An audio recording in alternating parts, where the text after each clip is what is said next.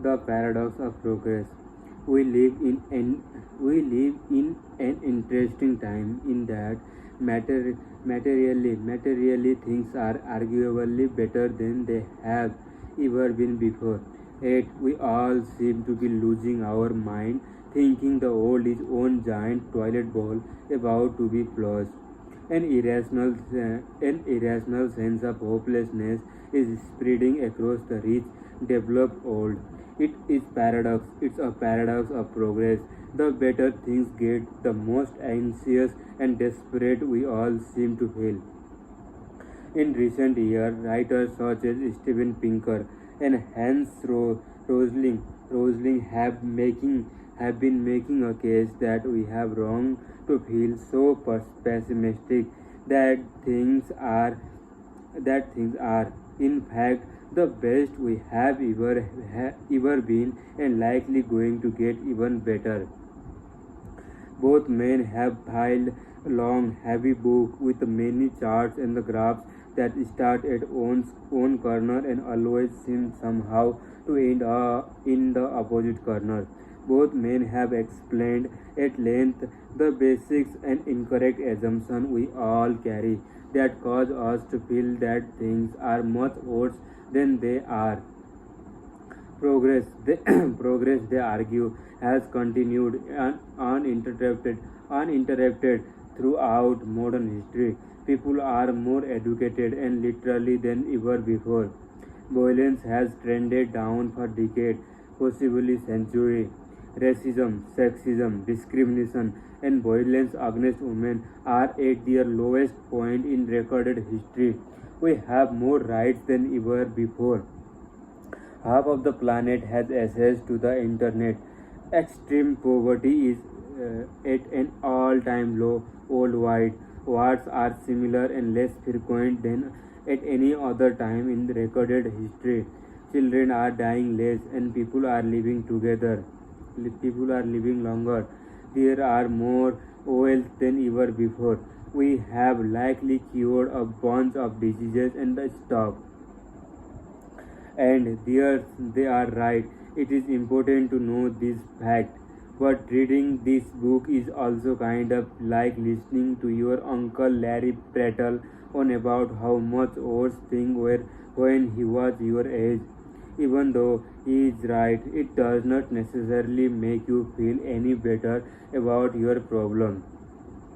Because for all the good news being published today, here are some other surprising statistics. In the United States, symptoms of depression and anxiety are on the 80-year upswing among young people and 20-year upswing among the adult population. Not only are people experiencing depression in greater number, but they are experiencing it at earlier age with each generation.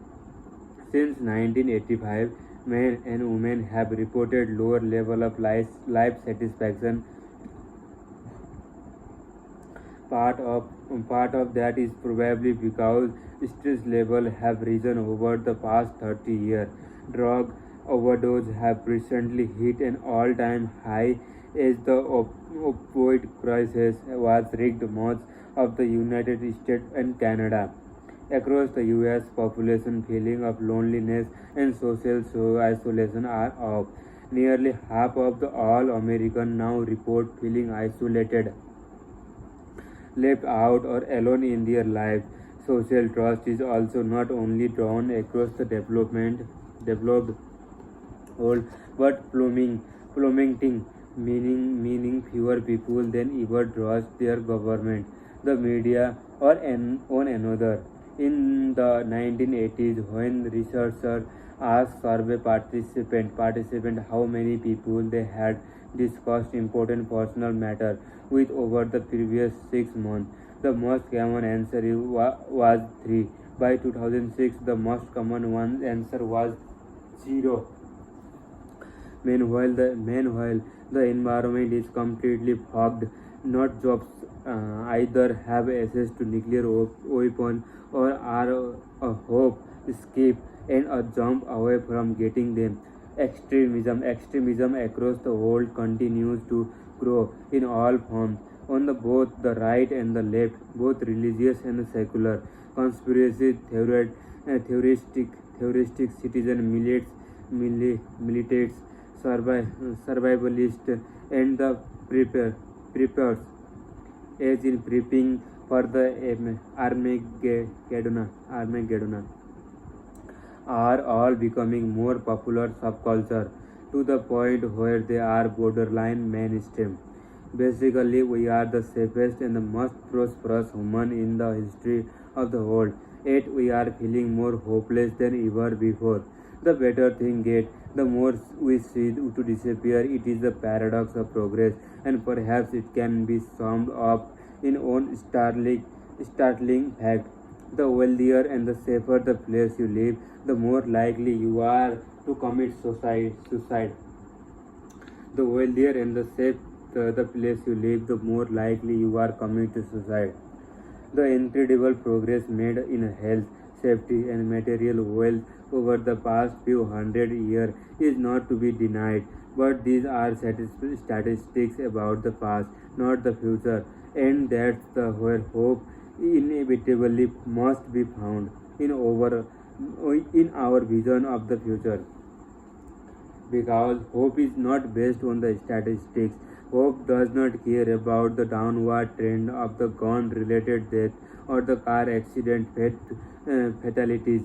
It does not care that there was not commercial plane crash last year or that literally hit an all-time high in Mongolia. Well, unless you are a Mongolian. Sorry, that illiteracy that literacy hit an all-time high in Mongolia. Well, unless you are a Mongolian. Hope does not care about the problem that have already been solved. Hope care only about the problem that still need to be solved, because the better the world gets, the more we have to lose, and the more we have to lose,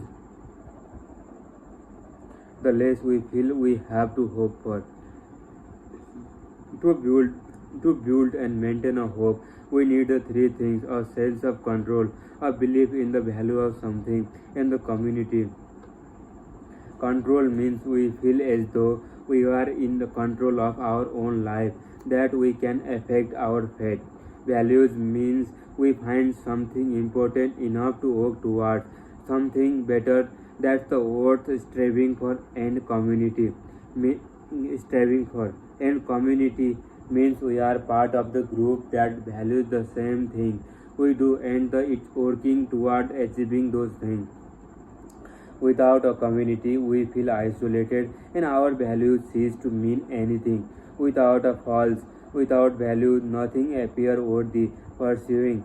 And without control, we feel powerless to pursue anything. Lose any of the three, you lose the other two. Lose any of the three, and you lose the hope. To build and maintain a hope, we need three things: a sense of control, a belief in the value of something, and the community. Control means we feel as though we are in control of our own life, that we can affect our fate. Value means we find something important enough to work toward something better that's worth striving for. And the community means we are the part of group that values the same thing we do and is working toward achieving those things. Without a community, we feel isolated and our values cease to mean anything. Without values, nothing appears worthy pursuing, and without control, we feel powerless to pursue anything. Lose any of the three, and you lose the other two. And lose any of the three, and you lose the hope.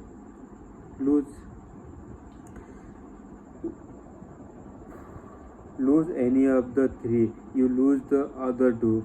Lose any of the three, and you lose the hope. For us to understand why we are suffering through the such crisis of hope today, we need to understand the mechanics of hope. how it is generated and maintained. The next chapter will look at how we develop these three areas of our life: our sense of control, chapter 2, our values, chapter 3, and our communities, chapter 4. We will then return to the original question: what is happening in our world that is causing us to feel worse despite everything consistently getting better? And the answer might surprise you. And answer might surprise you. Okay, peace out. Peace out.